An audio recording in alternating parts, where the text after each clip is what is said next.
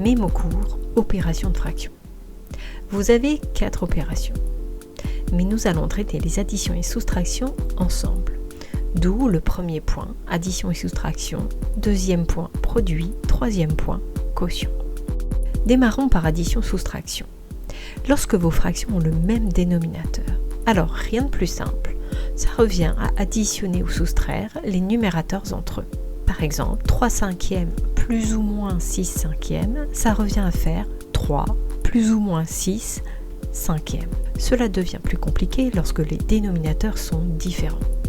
La première étape sera de mettre au même dénominateur et ensuite on se retrouve dans l'étape précédente.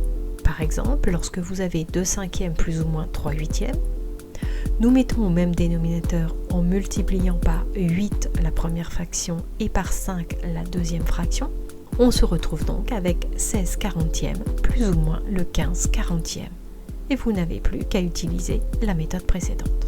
L'exemple 2 permet dans certains cas, au lieu de multiplier ici par 20 la première fraction et par 12 la deuxième fraction, on peut observer qu'en multipliant par des nombres plus petits, on obtient un dénominateur commun. Ici, j'ai multiplié par 5 la première fraction et par 3 la deuxième fraction. Cela évite de travailler avec de grands nombres. Il est tout à fait possible d'utiliser la méthode de l'exemple 1. Cela compliquera juste vos calculs.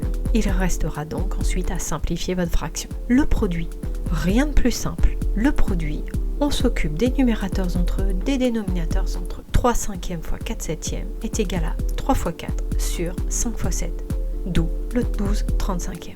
Pour le quotient, plus compliqué, attention, il faudra multiplier la première fraction par l'inverse de la deuxième fraction. Donc 2 cinquièmes divisé par 3 septièmes devient 2 cinquièmes fois 7 tiers. Et ensuite, on se retrouve avec les méthodes 2. 2 fois 7 divisé par 5 fois 3, donc 14 quinzièmes. Vous avez une autre écriture en dessous. Soit nous avons l'écriture avec le symbole divisé, soit vous avez une fraction de fraction. Cela revient exactement à la même opération. À vous de jouer.